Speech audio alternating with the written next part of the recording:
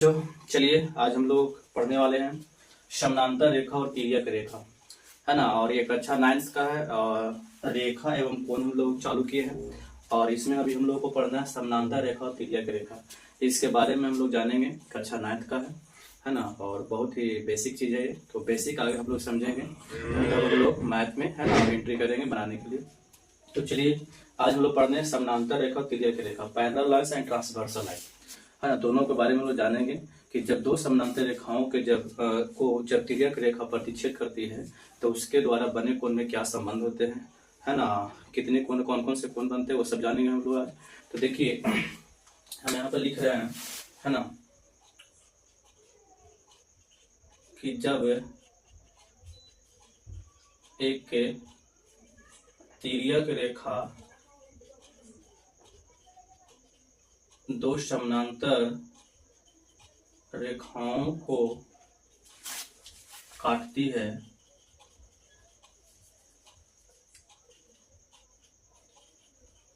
इस प्रकार काटती है कि उसके द्वारा बना कोण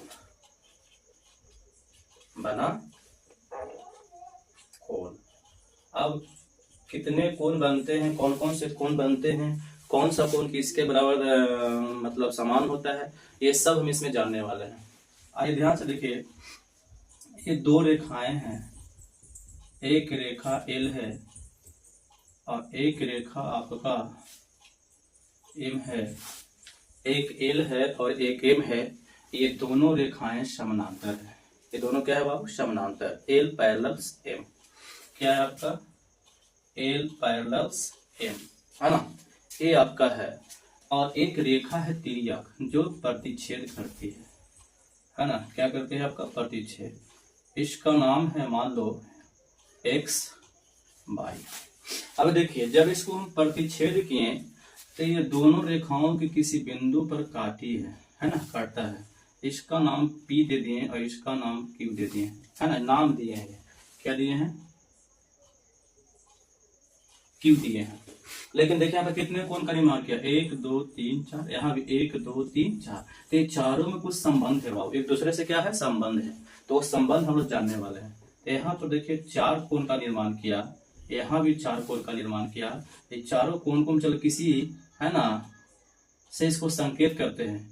इस कोण का नाम 1 दे दिए, 2 दे दिए, 3 दे दिए, 4 दे दिए, 5 दे दिए, 6 दिए, 7 दिए और 8 दिए।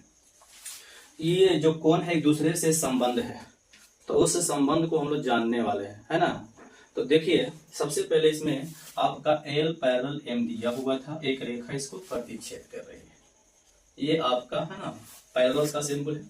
सबसे पहले इसमें तो जानेंगे बाह्य कोण। कौन कौन सा इसमें बाह्य कोण है? तो बाह्य कोण कौन कौन सा होगा? बाह्य मतलब होता है बाहर वाला, बाह्य मतलब समानांतर रेखा के बाहर। तो देखिए बाह्य कोण में हो जाएगा 1 2 7 8, है ना। यहां पर लिख देते हैं कोण 1, है ना, या चलिए यहां पर लिख देते हैं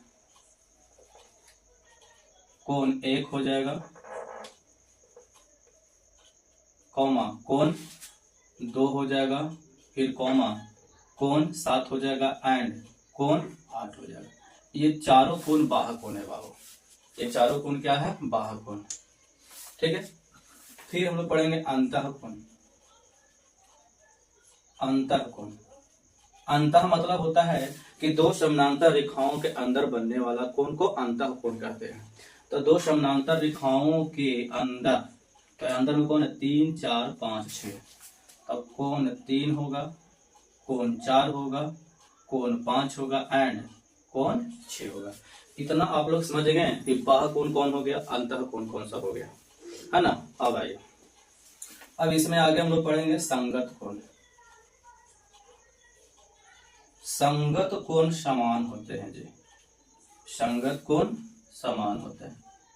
क्रॉसपोंडिंग एंगल, क्रॉसपोंडिंग एंगल, ठीक है ना। संगत कोण क्या होते हैं? समान होते हैं। अब संगत कोण कौन कौन सा? तो ध्यान से देखिएगा। संगत, अगर हम कोण 1 का संगत पूछे कि कोण 1 का संगत कौन होगा, तब 5 होगा। कोण 2 का संगत पूछे आपसे तो कोण 6 होगा। कोण 3 का संगत पूछे आपसे हम तो एंगल 7 होगा। और कोण अगर 4 का पूछे हम आपसे तो कोण 8 होगा। 4 वो संगत कोण होते हैं जो समान होते हैं। ठीक है बाबू, आइए संगत कोण हम लोग पता चलेगा कि इसको संगत कोण कहते हैं। पूरा इसमें हम आप लोग को निचोड़ कर निकाल देंगे सब कुछ, है ना। उतना अगर आप लोग को याद रहेगा तो कैसे अगर मैं आपका कोण निकालने कहेगा आपको निकल जाएगा। अगला आपका है एकांतर अंतः कोण। एकांतर अंतः कोण समान होते हैं, है ना। एकांतर अंतः कोण समान होते हैं।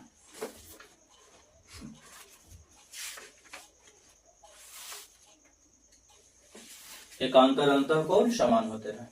अब देखिए एकांतर मतलब कोई चीज जो तिर्यक रेखा है ना, इसका एकांतर, एकांतर मतलब कोण 3 जो होगा वो कोण 6 के बराबर होगा और कोण 4 जो होगा वो कोण 5 के बराबर होगा।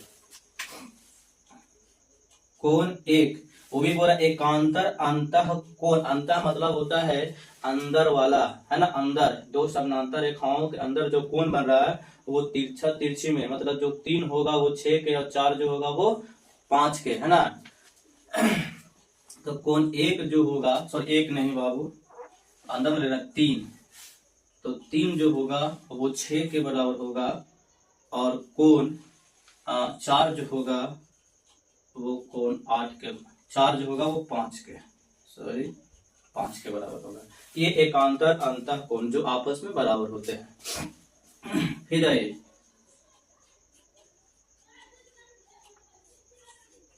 एकांतर बाह्य कोण समान होते हैं। समान मतलब बराबर होते हैं। अब एकांतर बाह्य, बाह्य मतलब बाह्य, तो देखिए बाह्य में कौन कौन सा कोण है, 1 2 7 8, तो 2 के एकांतर कौन हो जाएगा 7 और 1 का एकांतर 8, तो लिख देंगे कोण 2 बराबर कोण 7 और कोण 1 बराबर कोण 8। इतना आप लोगों को समझ में आ गया। अब आइए आगे, अभी बहुत सारा इसमें हम लोग को निकालना है। अब हम इसमें पढ़ेंगे आगे, है ना, कि एक है तिर्यक रेखा के एक ही ओर, तिर्यक रेखा के एक ही, है ना, ओर के अंतः कोणों का योग 180 डिग्री होता है। तो तिर्यक रेखा कौन था, एक्स वाई है, तो इसके एक ही ओर का, एक ही ओर जो अंतः, अंतः मतलब अंदर में जो कोण बन रहा है वो दोनों कोणों का योग कितना होगा 180 डिग्री।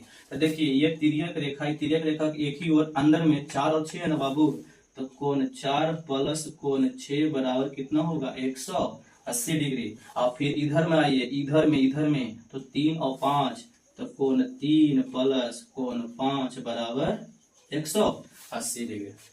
इतना समझ में आ गया आप लोगों को। आगे आइए, शीर्षाभिमुख कोण समान होते हैं। शीर्षाभिमुख कोण समान होते हैं। शीर्षाभिमुख कोण किसको कहते हैं, जब दो रेखा एक दूसरे को काटती है तो जिस बिंदु पर काटते हैं उसके द्वारा जो कोण बनता है, तो आमने सामने की कोण क्या होते हैं, बराबर होते हैं। यहां भी देखिएगा ये 2 लाइन काट रहा है, तो 1 के बराबर 4 और 2 के बराबर 3। आइए एकदम देखा जाए, कोण 1 बराबर 4, कोण 2 बराबर 3, फिर नीचे में आते हैं, देखिए दोनों रेखा काट रहा था, 6 बराबर 7 और कोण 5 बराबर 8। ये शीर्षाभिमुख कोण आपस में क्या होते हैं, समान होते हैं। नेक्स्ट आइए, है ना, बहुत इसमें कुछ बताने वाले हैं, बहुत सारे टीचर आपका ये सब नहीं बताएगा, बस इतना बता दिया काम खत्म, है ना। आगे आइए, रैखिक युग्म, रैखिक युग्म द्वारा, है ना, रैखिक युग्म द्वारा दो कोणों का योग कितना होता है बाबू 180 डिग्री होता है ना। कितना डिग्री, रैखिक युग्म में, है ना, के द्वारा दो कोणों का योग कितना होता है 180 डिग्री। तो रैखिक युग्म किसको कहते हैं? एक सरल रेखा है ना, उस पर कोई रेखा खड़ी है तो इसके द्वारा जो दो कोण बनता है, दोनों कोणों का योग कितना होता है 180 डिग्री। तो आप जरा ध्यान से देखिएगा कि ये रेखा खड़ी है, अभी मतलब सीधी है और इस पर ये खड़ी है, तो यहाँ पर दो कोण बना, तो दोनों कोणों का योग कितना हुआ 180। तो कोण 1 + 2 हम सब एक बार में लिखेंगे। अच्छा नीचे भी आवेंगे तो ऐसे कहते 3 + 4। फिर इधर में चलिए, ये भी आपका सीधी रेखा है, इस पर ये रेखा खड़ी है, तो 1 + 3 और इधर जो कौन हो जाएगा आपका कौन सा 2 + 4। ये चारों का कितना होगा 180 डिग्री। उसी तरह से यहाँ भी होगा, है ना, उसी तरह से यहाँ भी होगा। जगह नहीं है तो कहाँ लिख सकते हैं, तो जिस तरह से ये हुआ उस तरह से यहाँ भी होगा। चलिए हम 2 लिख देते हैं, कोण 5 + कोण 6 है ना, कोण 7 + 8, ये दोनों का भी कितना होगा 180 डिग्री। बाकी दो और बचेगा 5 7 और 6 8, ये भी दोनों कोणों का कितना हो जाएगा 180 डिग्री। किसके द्वारा होगा? रैखिक युग्म के द्वारा होगा। तो इतना आपको बेसिक जानना होगा, है ना, तब आपका मैथ क्या होगा इसमें बनना स्टार्ट होगा। अब कैसे बनेगा देखिए, थोड़ा सा एग्जांपल दे रहे हैं। ये एक रेखा L है और ये एक रेखा आपका M है ना, और ये देखिए आपका काट रहा है एक रेखा है ना, तिर्या की रेखा जिसको XY। अगर हम ये दे दिए कि ये 60 डिग्री है, तो बताओ कि ये कितना डिग्री होगा, ये वाला है ना।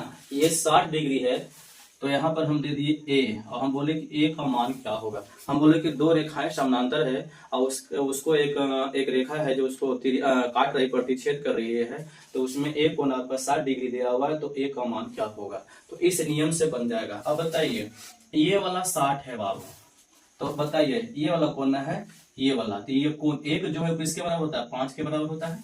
तो बताओ 1 = 5 किसके द्वारा संगत कोण था? ये 60 है, तो ये भी कितना हो गया आपका 60 हो गया, है ना। बनाने का बहुत तरीका है, बहुत सारा तरीका है इसमें, जरूरी नहीं कि यही हम नियम लगा सकते, और भी लगा सकते हैं, रैखिक युग्म लगा सकते हैं, उससे ही बनेगा। अब देखिए रैखिक युग्म लगाने वाले हैं। अब ये 60 हो गया, हमको ये चाहिए, तो बताओ ये दोनों कोणों का योग कितना होगा।